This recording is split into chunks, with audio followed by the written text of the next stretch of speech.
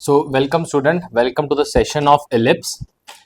Before that, we have discussed many other chapters. So, in this, we are going to start with the first session of ellipse.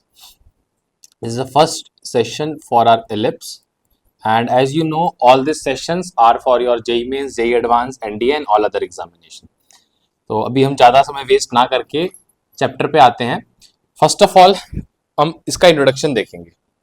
So a ellipse, like as you can see, a ellipse is defined as the locus of a point which moves such that the ratio of a distance from a fixed point called focus to the distance from a fixed straight line called directrix not passing through the fixed point obviously is always constant and less than unity. यहाँ तक अभी जो कुछ हमने पढ़ा may be बहुत अच्छी तरह से क्लियर नहीं हुआ होगा. I will try to explain you what does it mean. Actual में like you have to trace a curve और उसको ट्रेस करते वक्त दो चीजों का ध्यान रखना. फर्स्ट थिंग जस्ट लाइक हमने यहाँ पर बोला डायरेक्ट्रिक्स की बात करी जो कि हम स्ट्रेट लाइन लेते हैं, मतलब उस स्ट्रेट लाइन का नाम है डायरेक्ट्रिक्स. और दूसरी चीज हमने फिक्स पॉइंट की बात करी जिसको हम फोकस से बुलाते हैं. इन दोनों से जब भी हम डिस्टेंस का रेशो लेंगे लाइक PS बाय PM करके हम बोलते हैं generally. P means the point which we are tracing and PM और S ये हम फोकस का ले रहे हैं, मतलब पहले फोकस से डिस्टेंस और फिर डायरेक्ट्रिक्स से डिस्टेंस.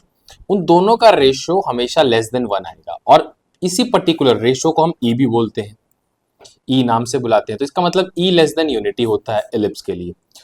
डिपेंड करेगा अलग अलग एलिप्स पे E की वैल्यू 0.8, 0.9, 0.6 कुछ भी हो सकती है. Don't worry about that. But ध्यान रखना कि ellipse just a minute yes ellipse की वैल्यू सॉरी एसेंट्रिसिटी की वैल्यू कुछ भी हो सकती है for different different ellipse. But अगर 1 से कम है तो इट इज आर एलिप्स, ये श्योर है. ठीक है. E इक्वल टू 1 हमने देखा पैराबोला के लिए और E ग्रेटर देन 1 हम बाद में देखेंगे, it's for hyperbola.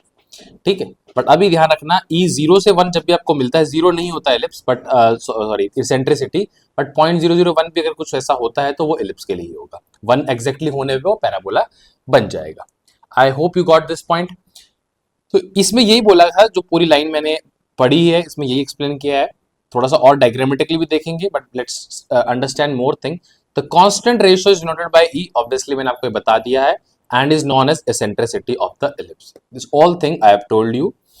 Now let's understand with the help of diagram the same thing which I have told you just now. कुछ एक दो बातें और हैं to define the definition of ellipse. बस इस definition को समझने से पहले let's come to the diagrammatic explanation of this. So I will try to draw it for you. Like see, diagrammatic explanation में मैं आपको explain करना चाहूँगा. One thing, just let me turn it little this side. Suppose जैसे ये मेरे पास मैंने बोला डायरेक्ट्रिक्स है स्ट्रेट लाइन, ये मेरा fix point let's say this. अब जैसे मेरे पास ये कोई मूविंग पॉइंट है P, फिर मैं इसको और कहीं मूव किया. जब मैं इसको मूव कर रहा हूं मेरे को जो बात को ध्यान रखना है वो ऐसा है कि जैसे सपोज मैंने एक जनरल पॉइंट x, y लिया फॉर अ टाइम बिंग, इसी पॉइंट को कंसिडर कर सकता हूं मैं. And this M I take the perpendicular distance of the point P to the this line I can say fine. And up to here I have like this is PS I can say focus. So PS by PM जो है मेरा वो less than 1 आएगा हमेशा, यानी कि eccentricity की value 1 आएगी.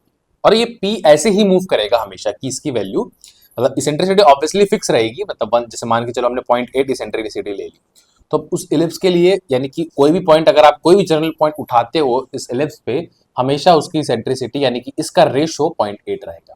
डायग्रामेटिकली भी हमने इस पॉइंट को समझ लिया. Now let's come to the second definition. The ellipse can also be defined as the locus of a point such that sum of distance from a two fixed point foci. अब देखो ellipse में पहली बात तो दो focus होते हैं. Obviously बात है वो किसी एक फोकस के रिस्पेक्ट में जो मैंने बात डिफाइन करी थी, जिससे मैं आपको थोड़ा सा यही बता देता हूँ. अगर हम आगे ellipse बनाएंगे it will look like this, it will look like this.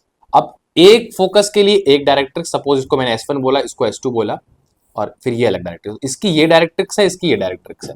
But in general एक एलिप्स में दो फोकस होते हैं, हाइपरबोला में भी आपको दो ही मिलेंगे.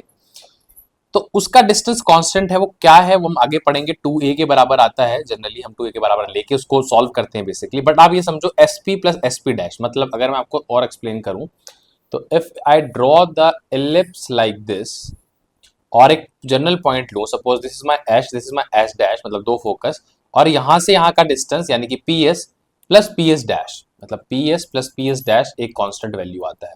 और इसका मतलब समझ रहे हो कि अगर यहाँ पर भी पहुंच गया मैं तो ये और ये डिस्टेंस सेम रहेगा। मतलब सपोज पी अभी यहाँ पहुंच गया, P means taking a general point, obviously it's a variable thing, keep changing as per we move, I move across the ellipse. ये सब बात है इसके अंदर। तो this two definition you have to keep in mind before going to any other conclusion or thing, where S1 S are foci two fixed point, obviously S1 and S are the two focus, S1 S dash किसी नाम से बुला लो, P being a point on it, ellipse के ऊपर जो point है, it has a lot of application in various field. One of the most commonly known application is Kepler first law of planetary motion, which says that the path of each planet is an ellipse with the sun at one of its focus. Okay, ये थोड़ा physics वाला part है, no need to go deep into that, but ये समझ लो कि थोड़ा नहीं मतलब एप्लीकेशन, जो प्लेनेटरी मोशंस को हमने स्टडी करने के लिए हमें इलिप्स की नॉलेज होनी जरूरी थी, तभी जाके उसको हम डीप स्टडी कर पाएंगे। क्योंकि जो हमारा मोशन था केप्लर्स लॉ के अकॉर्डिंग वो एक इलिप्स पे हो रहा था of planets I am talking about, और बीइंग द, ये देखो यहाँ लिखा है sun at one of his focus, किसी भी एक फोकस पे, उसके बिहाफ पे फिर हमने आगे चीजों को स्टडी किया, अंडरस्टैंड किया एंड ऑल दोस थिंग। अब एक इलस्ट्रेशन कर लेते हैं to understand this thing more. Basically जो डेफिनेशन की उसके बिहाफ पे करेंगे। Find the equation of ellipse whose focus is 1,0। हमने कंसीडर किया है फोकस 1,0 है and directrix x plus Y plus 1, मतलब डायरेक्ट्रिक्स जो लाइन है उसकी इक्वेशन दे दी, फोकस दे दिया।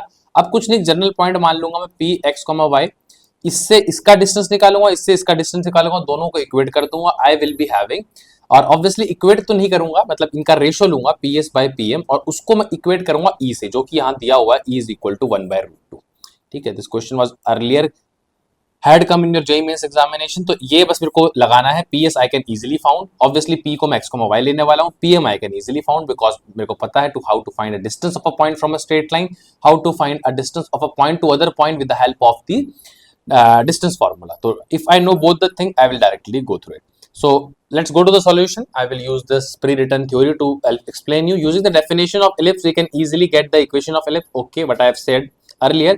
S focus है, P the focus, and Z dash with directrix. Obviously मैं डायग्राम में दिखा दूंगा आपको how we are proceeding ahead. Let एक जनरल पॉइंट ले लिया हमने, x, y be a point on the ellipse and PM be the perpendicular drawn from P on the directrix.